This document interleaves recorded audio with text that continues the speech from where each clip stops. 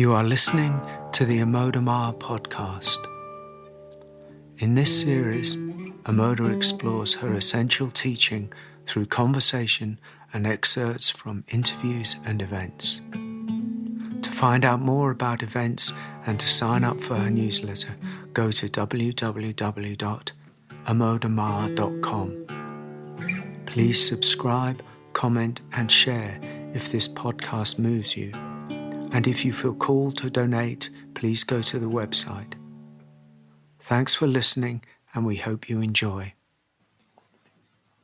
Greetings. Welcome to the new podcast with Amoda. My name is Kavi. I'm Amoda's husband and facilitator of her work. As part of the podcast series, we're offering occasional conversations in which I explore deeper aspects of Amoda's teaching. There's no format as such, but we, between us, will attempt to dive into the heart of the matter, which brings us to today's subject, surrender. Hello, Amoda. Hello, Kavi. So this is an interesting word, an interesting subject. I know you have a lot to say about it. And I'd like to help you unravel, dive in, and get into hopefully, I think, the nuts and bolts, as they say, into the kind of foundations of surrender. I've got a couple of quotes from you that I want to throw at you. But first, I just want to, say just something about this little word that means such a lot, is such a big word in the minds of most people. I was discussing this in a session, I think yesterday, and the word surrender came up again. And when we explored it between the two of us, it was like surrender comes with a thousand presuppositions that we carry with us if we're not very, very careful into the spiritual landscape, into the spiritual domain. Because surrender on the level of the linear world, let's call it, the matrix world or the conditioned world, is a word that is reminiscent and usually brought to bear when war itself is thought about. That's where it kind of comes into being. I don't know what the roots of it are and don't care what the roots of it are. But surrender in terms of war is the last thing that you would want to do. It's the last bastion of survival. I surrender is almost has this negative connotation. If the back is against the wall, the enemy is approaching, they're going to kill us all. What can we do? Well, we have two choices. We can either kill ourselves, we can try and keep on running, or we can do this terrible thing called surrender. The white flag comes out. That's embedded almost. These are the things that I'm interested in. What is embedded in our consciousness, not our awakened consciousness, but in our conditioned consciousness. And I do believe that we carry that around. And so that I wanted to say that as a pretext to the conversation that we're going to try and have, because we deal with a lot of, through our sessions and meetings and retreats and online courses, we get this coming up time and time and time and time and time again. So it's very juicy. It's very juicy indeed. And okay, so anything to say at this stage? No, well, just to say thank you for that. Putting it into context, I'm always personally quite surprised and amazed on one level how surrender has come to be equated with defeat or helplessness or disempowerment. In the way that you've described. To me, it's the most natural state, the most natural way that has nothing to do with any of that. But I do understand how it's been hijacked by the mind, and so it's good to have this exploration. So okay, I'm gonna throw a couple of quotes at you, but you just referred to surrender as a state. Just in passing, you just referred to it as a state. No, that's different in many ways from anything conventional, and even on the spiritual path, because we usually assume that surrender is some act of doing. Mm. So Yes. Is that one of the first things that we're going to talk about? I think we could, yes. Let's start with that. Okay, so just hold that thought. Yeah, hold that there. Yeah. You say in your book, in your newest book, Falling Open in a World Falling Apart, I invite you to reject nothing, welcome everything, and surrender into the deepest falling of the open heart. Is this what you mean by surrender? You did say your whole teaching, this teaching that you and I offer, is all about surrender. It is at the very core of what's being offered. What does that mean? Yes, all of that. Let's try and link all those things together, connect the dots between surrender as a state. What do I mean by that? I don't mean a state that comes and goes, but a natural state of being, a condition of beingness, a quality of beingness, rather than an activity of the mind or an activity of the self. Yeah, when we speak about surrender in terms of, in the face of an enemy, yeah, giving up our will, and so on, in the face of some real or perceived enemy, then it is an activity of the self. Yeah. And a surrender where we give up our truth to another's beliefs or position of authority and so on, that is an activity of the mind, and so on. The surrender that you pointed to through those quotes and that I'm speaking about right now is a natural state of being, which is the natural state of openness. It's not something that we need to do or even can do. It is not something that we surrender to. We're not surrendering to anyone. We're not surrendering to an external authority at the cost of our own. We're not surrendering our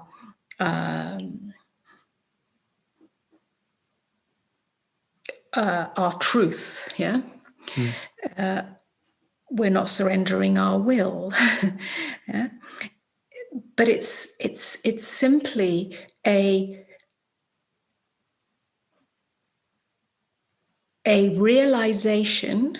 I was going to say letting go, but even that term implies that you do something, but we can expand on that, yeah, because it's a fine line between letting go and the realization of what's already let go. Yeah, but let's say it's a realization of the open nature of awareness, the open space of awareness that you already are, in which everything comes and goes. That in itself is a natural state in which the mind, which grasps onto its perceived experience and holds on to that as a belief, as a thought, as something it either wants to hold on to or something that it wants to reject.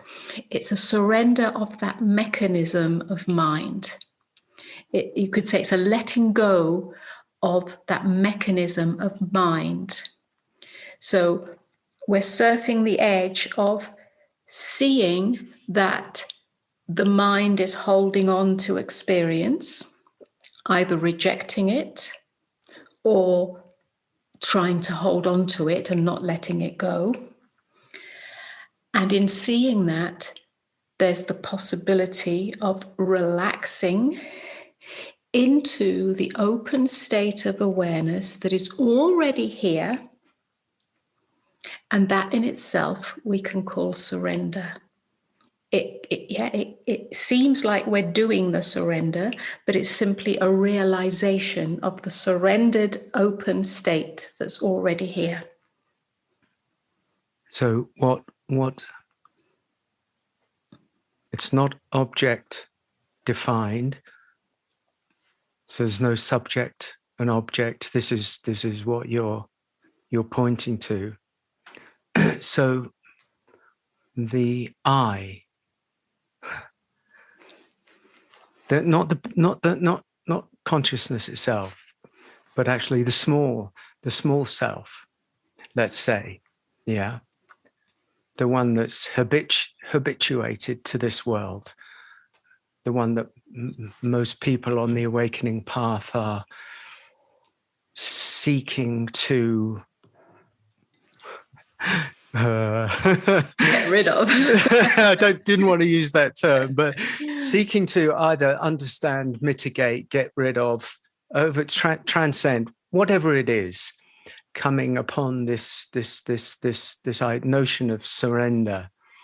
Automatically, we tend to because of our tendencies think that the I, has to do something, and you're very much suggesting that the I, in this case, actually has nothing to do with it. Well,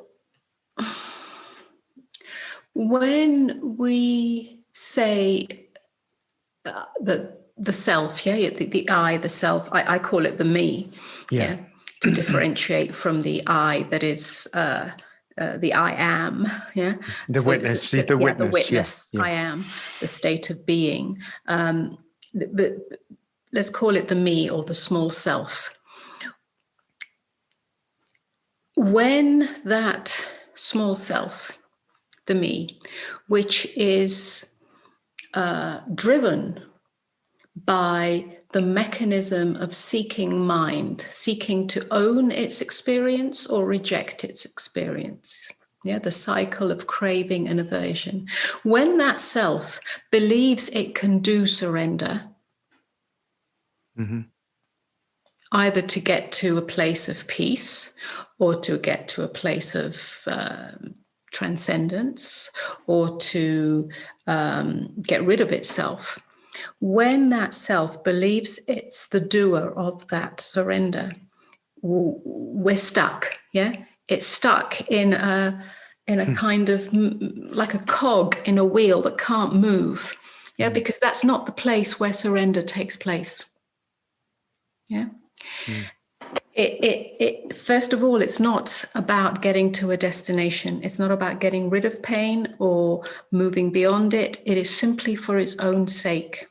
I mean, the beauty is that it does dissolve psychological suffering, the suffering of resistance, because the opposite of surrender is resistance. But if we do it just for that, we're using the same mechanism of resistance or avoidance or attempt to get somewhere. And so that's not really surrender. So we need to go beyond that. And the beyond is the observation. If you can observe that there is a resistance to the experience that is here, whether it's one of discomfort, whether it's one of fear, whether it's one of sadness, whatever the experience is, which is a felt sense, it's an energetic experience, it feels like something, it's a sensation, When that is seen, if we observe that, and observe that there is resistance to that, we're trying to get rid of it, we're trying to avoid it, we're afraid of it, and therefore we won't go near it. If you can notice that, this is about noticing, observation, then in that moment, there can be the possibility of if you like, an in-breath and an out-breath, a metaphorical in-breath and out-breath, but perhaps even a literal in-breath and out-breath, where there's a relaxation of resistance. That in itself is surrender.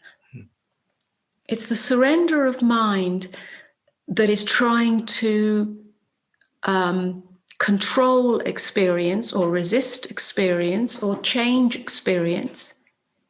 It's the end of that. It's a relaxation of that. And in that, there is simply awareness of what is. There is simply the felt sense of what is. There is simply the intimacy with what is. There is simply an allowing of what is. That's open awareness. That's the open space of who you really are. Okay, so which could we call that the deepest acceptance of the way things are? Absolutely. Absolutely. And the deepest acceptance is beyond mind's understanding. It's a fall into the heart of beingness, the heart of what is, which brings a loving acceptance of what is. Loving acceptance of what is. When I say loving, I mean yes, it's unconditioned. Unconditioned. Love is unconditional. It's not conditioned by what you like or what you dislike. It's not conditioned by what you might gain or lose. Okay. It simply is here. It's not I love and accept this, but I might not. It's not on that level. What I'm trying to get to is what level is this are we talking about? Because we've plunged down quickly into the acceptance of life in this moment. Okay, so as we experience it. Yeah, what is acceptance? We're going back. We're going around in circles because it's a circular argument. What is acceptance? Acceptance is not of the mind, the same as surrender is not of the mind. Acceptance is the openness that allows everything, the open state of awareness, the open space of awareness, the open space of you as beingness that is always here, within which every experience comes and goes. That's acceptance. The capacity and the observation, the knowing, the seeing, the realization that everything moves through you. Nothing is static and nothing can actually be held onto. Everything is moving, every experience, every thought, every sensation, everything. Knowing that, seeing that, realizing that you are that open space within which everything comes and goes, that is a state of acceptance. Acceptance isn't, well, this is happening and that's it, and I'm resigned to it, and it's going to be like this forever. So the way that you're talking about it is that surrender is synonymous with the awakened state. Yes. It is another word. State. It is the awakened state. Yes. Well, so then there's this, because obviously, if we assume that, and we can go backwards as well here, yeah, because there are everybody wants to seek awakening. So in some ways, we could say, well, if surrender is synonymous directly with the awakened state, then I'm seeking surrender. Yes, there is no true awakening without surrender of all resistance to what is. So how can I surrender? I know you've just spent your time demolishing the idea that I can surrender at all. But we have to face facts that, there is only an I sitting here in my inquiry. For everybody who's listening, everybody on the inquiring, everybody on the seeking path, there is still this I that inquires, and there has to be a trap door, or there has to be a way through. There has to be a certain either you've got to offer me something, basically. That's what I'm kind of, not me personally, but if we have, it's like this whole thing of surrender is such a minefield. So we have to try and detach people in a way from preconceived beliefs, notions, and ideas, so that they may fall into the unknown, because it seems to me that's an inherent part of this. There's two sides of it, I'd say, if we're talking about the path of surrender, yeah? Not the ultimate state of surrender, which is the same as the path of awakening, not the ultimate state of awakening. Okay, yeah, no, that's good. Yeah. Let's talk about the path. I mean, of course, this is what the whole teaching's about. We don't just point to the final state, if you like. We talk about the journey. We point to the journey. So we meet people where they're at. So let's just hone in on that. There's two aspects to that. Two pointers. One is I say it again, to observe, to notice where there is resistance to your experience. It's a very immediate, very direct inquiry. Yeah? Just whatever experience is happening, whatever feeling. I'm sorry to interrupt all the time, but I need to get very precise about what you mean by experience. Well, a human being is always having an experience. Okay. Are we the experience is one of it's always feeling, isn't it? You're feeling, you're sensing, you're perceiving. Okay. So it could be anything. It's on the internal plane as well as some apparently external experience, like my mother or somebody down the road, or some incident in a shop. It could equally be my own emotions, my own uncontainable emotions, or thoughts that are driving me crazy, or that's all there is. Yeah, whatever circumstance is happening on the outside, you're the only experience you have is your experience in relationship to that, your thoughts about it, your feelings about it, so on and so on. So it's always your internal experience. Yeah. So wherever you're at, whether you're doing something mundane, or whether there's an actual event that's happened, something happening, life is in continual flux. It's constantly happening. So you're constantly experiencing it. You're constantly tasting it. You're constantly feeling it. You're constantly seeing it.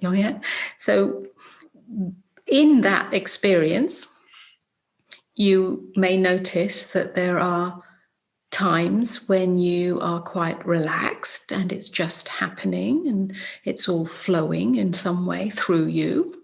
Yeah, you're not having a battle. You're not arguing with the way things are, what you're experiencing, what you're feeling, And there are times when there might be great tension, great fear, great resistance, a great argument which takes place on a mental level. Yeah, many narratives, many thoughts, many inner conversations telling you this shouldn't be happening and that's wrong and they shouldn't have said that. There may be a great fear that arises because of something that you've perceived or heard or experienced, either to do with your family or friends or husband, wife, or the news, or whatever it might be. And there's a great sense of fear somewhere in you, and you're resisting it. There might be anger, there might be sadness, there might be helplessness. And sometimes those feelings are very uncomfortable. So you try to resist them. You try to suppress them and get on with life, and or try to avoid them and pretend you're happy, or whatever it might be. When you notice resistance, most people go through this life unconsciously. Yeah, and then suffer because of the constant barrage of narratives and suppressed feelings or avoided feelings or tension experience when there's a suppression or avoidance of what is being experienced. Yeah. And so what I'm suggesting here is that we become sensitive to everything, that we notice, that we feel where there is tension, where there is argument, where there is resistance. That's step one. Without that, nothing can change. And where there is noticing of resistance, then there can be the conscious willingness to stop right there and just let it be as it is. Stop what? Stop fighting what is. Stop arguing with what is. And that takes me back exactly to my primary statement, which is that we're bred and conditioned into actually a state in separation has an element of conflict within it. The state of separation, ipso facto, given the level of conditioning, comes with a sense of I and the threat of other. Which is war consciousness. Believe it or not, we've spent most of our lives in war consciousness, just on a level that is so inherent in the human condition that we don't even realize it exists. So as soon as you introduce that idea of stop everything, stop giving your attention to resistance, that's when the trapdoor opens. Really, the experiential trapdoor that in many ways nobody really wants to fall through, but everybody has to fall through in order to surrender. That's right, because in that stop, in some ways, the allegory of surrender in war is actually very relevant here, because it's a stop. You're putting down your weapons of war. The weapons of war are the narratives that say this shouldn't be happening. This shouldn't be happening to me. Therefore, I'm going to resist it, control it, try and fix it, run away from it. Yeah? Maybe not physically, but energetically. Yeah? And so this is a stop. You don't have to go anywhere. You don't have to run away. You don't have to fight. You simply are here, and it's very soft, and it's very gentle, and it's very open. And that's the end of the war. But most people would equate that moment, that experience, with a fear of it's the existential black hole that we talk about, fear of death. Yes, there is a death. And so, is there a death? Well, there's a sort of psychological death. There's an energetic death of the tight knot of me, which is actually illusory anyway, but it seems to drive most of humanity. This sense of me as a separate self, but it's just a bunch of thoughts, really, that become trapped as an energy. Yeah, but it's not real. As soon as you stop, then something dies. What really, a better way of describing it is that something falls open. The psychological shell of me falls open. And in that openness, you could say, and this is all metaphorical, of course, you could say there's a death and there's a rebirth. There's the death of the small me that needs to protect itself, that needs to fight with life, fight with its experience. And it's the rebirth of the true self, true nature, which is a state of surrender. Yeah. But that surrender isn't helpless. That surrender isn't weakness. That surrender isn't downtrodden or resigned. That surrender is a vast openness that brings you into your magnificence, because that magnificence is one with the totality of existence. Therefore, there's no more fear. There's nothing to fear. Is there any? I have to ask this question on behalf of other people. Aren't you rendered sort of incapable because there's no self left?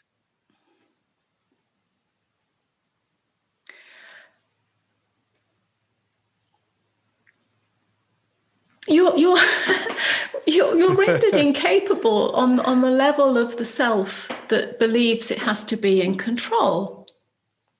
Control. We haven't mentioned Yeah, that before, have we? there's no self that, yeah, therefore you can't control. But there is a flowing of a flowing of true nature into the manifestation that you are as a human being, as a body-mind vehicle. That flows into that because your body doesn't die, your body-mind vehicle doesn't die. Yeah. So the true self, the radiance, the magnificence, the openness of true nature, of true self, radiates through your personality vehicle, through your body-mind vehicle, through this manifestation, as a human being, into your humanness.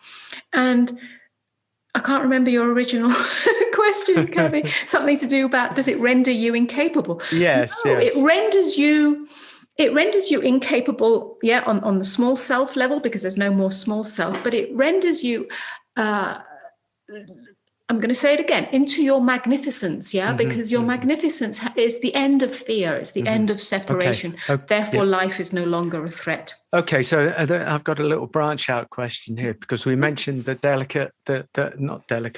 the tiny little bomb of a word called control. And I just want to control as an aspect of self, let me say from the outset, takes up an inordinate amount of human energy in order to maintain itself. Phenomenal. When one realizes within oneself, when one sees some of the open sky, how much energy in one's life one has given to controlling this, controlling that, controlling what appears external, controlling emotion, controlling thought, controlling environment. The whole pyramid, the whole giant building of control is enormous, right? And it does take a lot of energy, a lot of nervous system and psychic energy in order to maintain that control. So when you said the releasing of control, it's like on a very holistic, if you like, on a very visceral level, that the releasing of that mechanism, the releasing of that energy that's gone in for so long into upholding control, and control is born out of fear. Of course, fear of being out of control. It's like when that's released, then I think I hear what you say, really. In that mechanism, there's something else comes online. Some natural intelligence is then allowed to flow because you've returned to the natural state, which you call sovereignty, maybe, of our natural inalienable right as human beings. We've given up chasing ghosts. We've given up giving our allegiance to fear and resistance and control, and thereby we just return to our natural state. Yes, I mean, that's the rebirth. There's an enormous, infinite energetic field, the energetic field of life that contains the intelligence that is informed by the intelligence. The intelligence of life that we, when we attempt to control or believe that we are the controllers, we're sort of blocking that. So we're not rendered helpless, but neither are we, the center of the universe that is in control of anything. It just means we can make more informed choices and decisions that are not informed by fear, but informed by true intelligence, by the radiance of true nature, the illumination of heart and mind. Yeah. In fact, from a certain viewpoint, the viewpoint that you're not viewpoint, but the state that you're talking about, actually, it's the converse. It's the egoic state that is itself helpless. That's why it seeks such control, because it's actually so helpless. It's like alone in the world. Whereas when that is surrendered, i.e. given up, then one realizes there is no world to be separate from. It was all an illusion. So yeah, go on. I was just going to say that, one of the key moments in my journey was when I saw that I would swing between a very open and, if you like, equanimous and happy, but not happy about anything, just simply open to what is state. And that would be very energized and just really okay, beautifully okay with what is. And then I might swing from that state to feeling a little down or a little depressed or a little, not quite so clear. And I noticed how, and this was because I, mostly through meditation practice, I saw how those states would come and go. And I noticed how I would have a very subtle, it got more and more subtle, clinging, wanting, desiring, hoping for, chasing that very open, light state of being, and really feeling like I was wrong or bad when I felt a little down or a little depressed or a little melancholy. And when I noticed that, that was the moment of surrender, the surrender of the craving, the surrender of the chasing, the surrender of the idea, the belief that I was wrong or not good enough somehow, not loved enough, not perfect enough, if there was some melancholy there. And that moment, which was very subtle, it had nothing to do with anything that was happening. It was just the natural movement of the clouds in the sky. Very internal, but noticing how I would attach an identity to one side of the pendulum swing and then the other, and that would create the craving, the cycle of craving and aversion, and the seeking for one state and the rejection of the other state.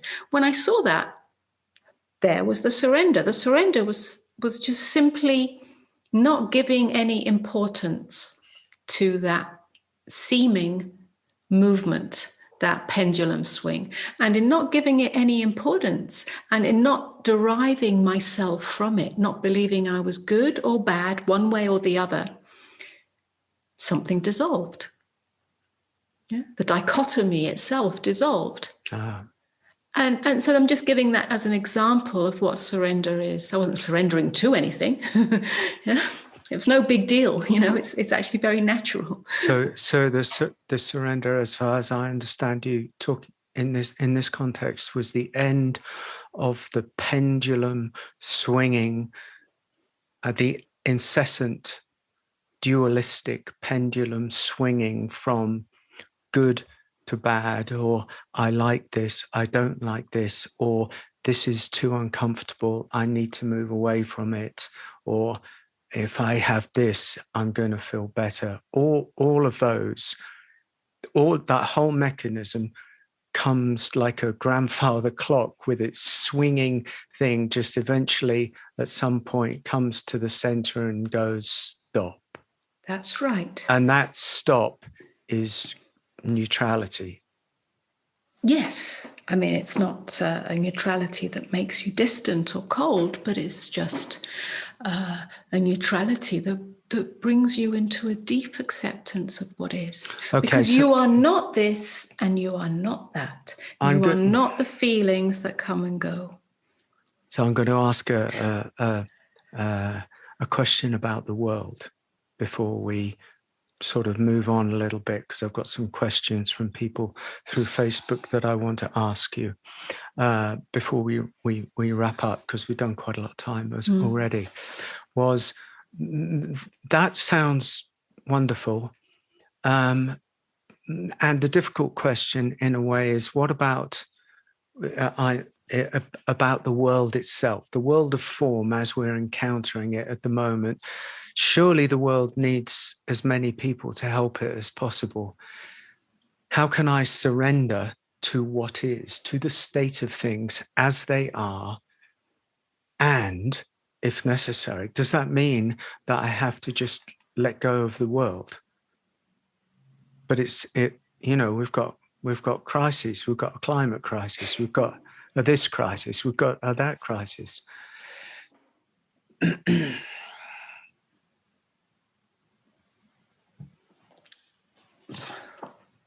There is no world but the world of your own beliefs about it. Yeah. The world is created out of your perceptions of whether it's beliefs, whether it's good or bad. Yeah. First of all, the deepest acceptance of what is. It is as it is. Yeah. The attempt to save the world is an attempt to save yourself. I mean, this is a vast topic, so I'm not quite sure how far down the rabbit hole, so to speak, we're going to go. But well, maybe we could, there's a possibility we could leapfrog from this to the conversation in the future, and because it is actually an important topic. It's not a topic I like to throw at you, but the awakening and the world, the saving of the world therein, is a conversation that's juicy and should be had. Yeah, I think perhaps we could, devote a whole conversation to that. Okay.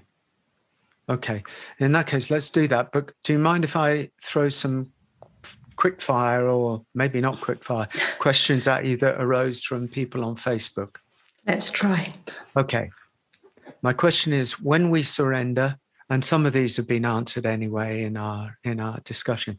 My question is, when we surrender, who is surrendering to whom?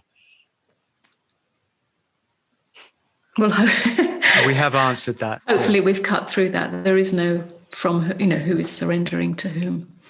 Okay. If you want, one way of addressing that, it's the self to the self. Yeah, the true self. Yeah.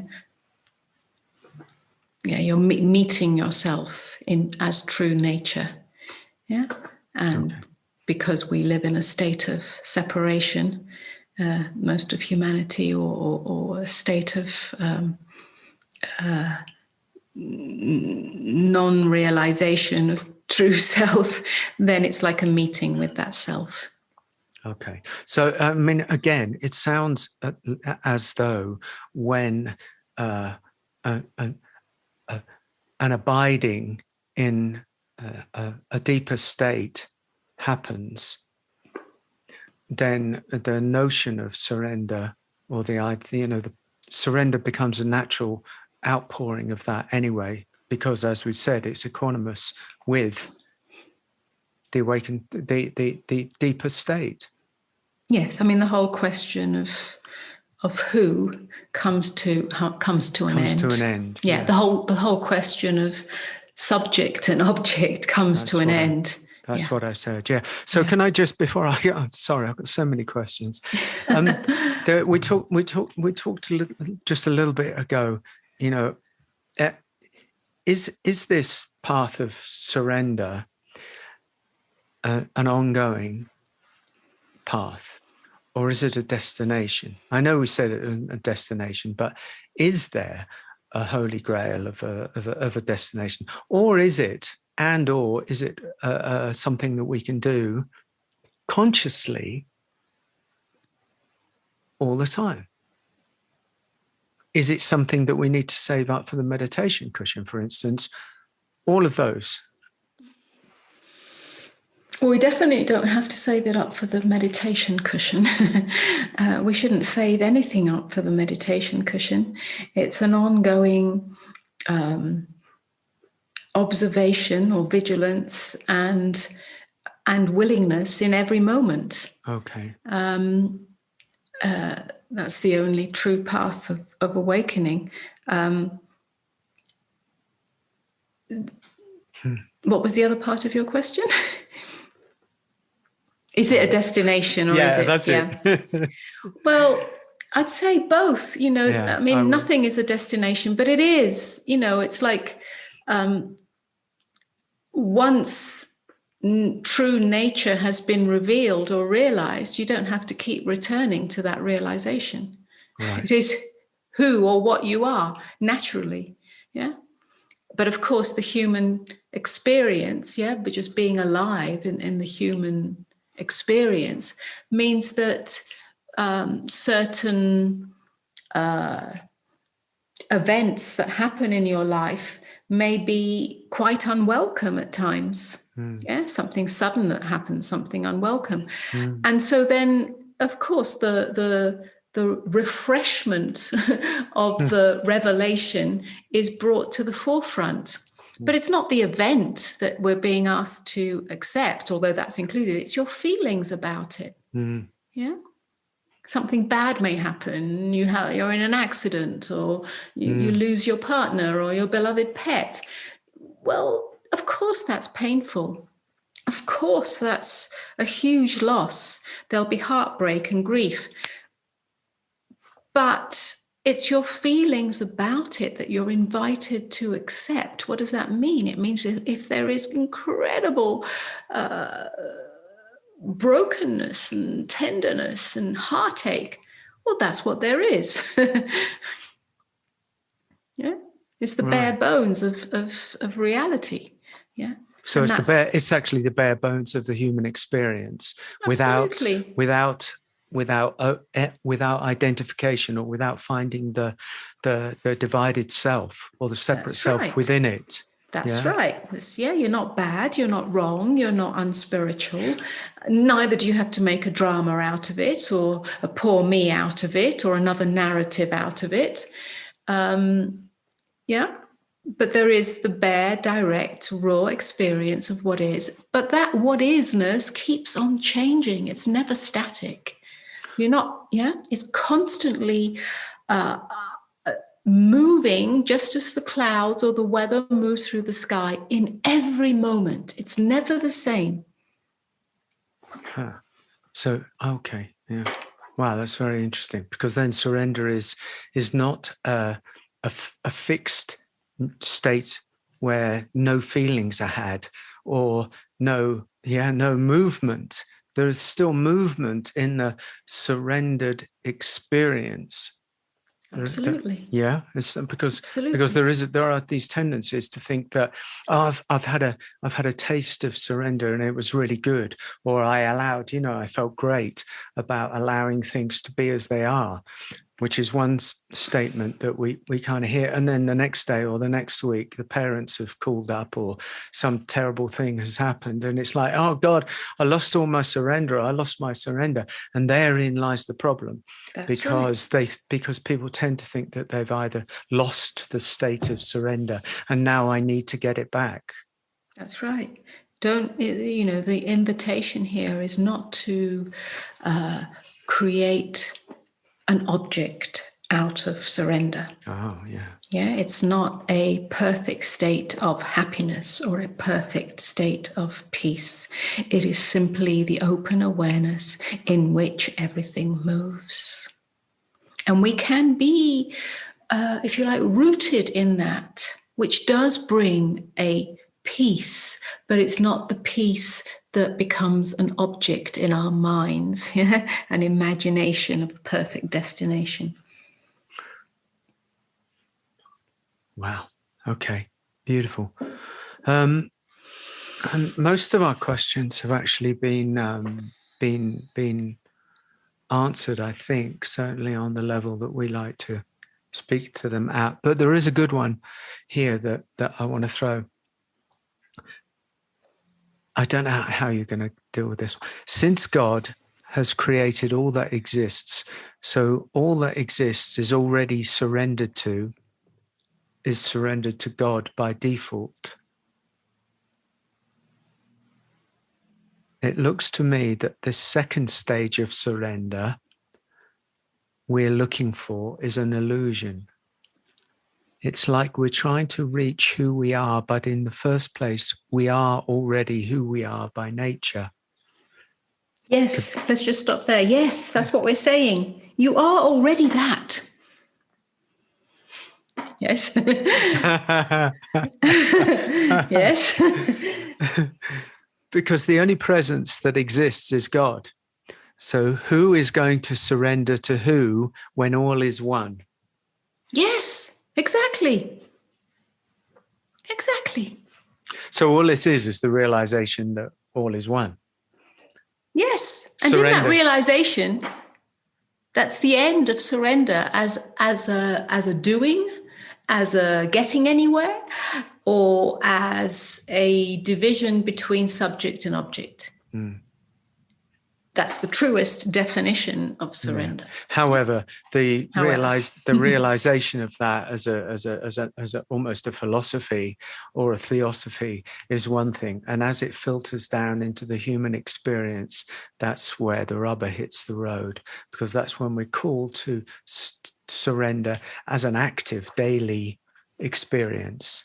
Yes, yes, and if that realization has really hit home all the way beyond just an intellectual understanding, then that's the end. There's no more need to even consider the question of surrender. Yeah, whilst I say that my whole life, my whole teaching is the path of surrender, I never think about it anymore. I don't have to practice it. I don't, it's just a natural state of being. It's just openness itself. I can't see any other way. There isn't any other way. There isn't anything else to do. But I'm not practicing surrender. Yeah. No, it just ends the whole conundrum. The question of surrender is only a question of surrender, about surrender, when true nature hasn't been realized and lived. Yeah. I understand you. You taught me more about surrender in the 20 years that we've been together than I could learn from 20,000 lifetimes. Seriously. And a divine, blessing it has been.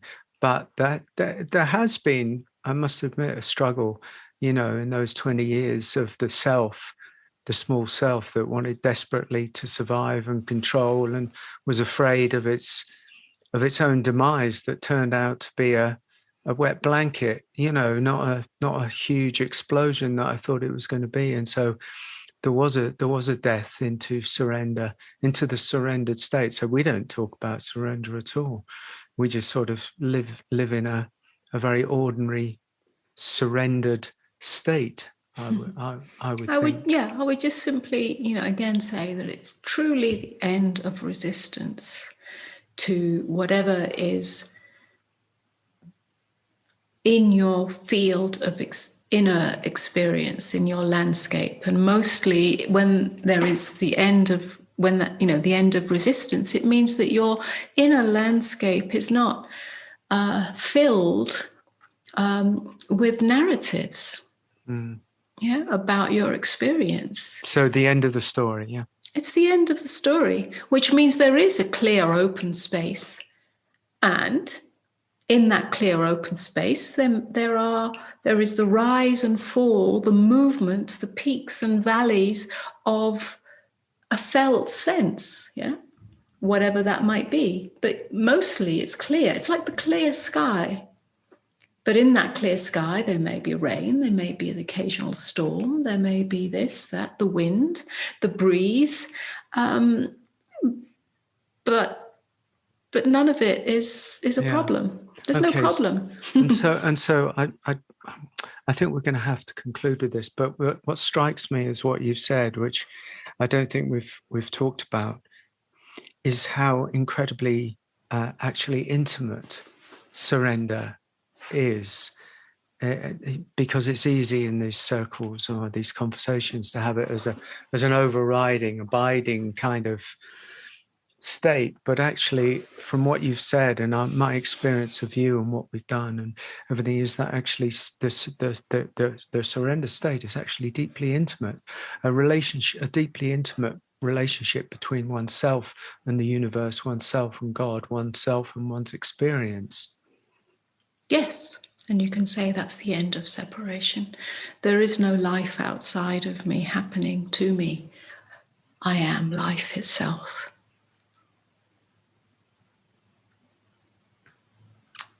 Okay. I think we're going to have to leave it there. There were some more questions, but my feeling is that we've arrived at a destination and we must surrender to it. Beautiful. Yeah. Amoda, thank you so much for talking to me. I think we're going to continue these conversations and kind of refine them and branch out a little bit into certain areas, that area that we talked about earlier of the world. I think we should have that conversation between us, and see how it goes. And is there anything you'd like to say before we sign off? No, just that it was thoroughly enjoyable. So thank you for having this conversation. It's a pleasure. It's always a pleasure talking to you, Amoda, and I'll see you in the kitchen.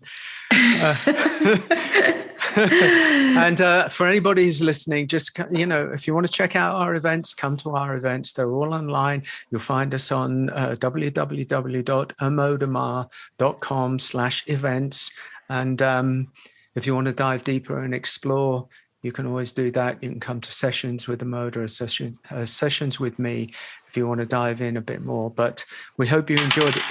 We hope you enjoy this podcast, and sign up, subscribe, share, do whatever it is that you need to do in this social media driven world. And we wish you well on your way. And that's it from us. Over and out. Thank you, Amoda. Bye-bye. Beautiful. Thank you. Bye.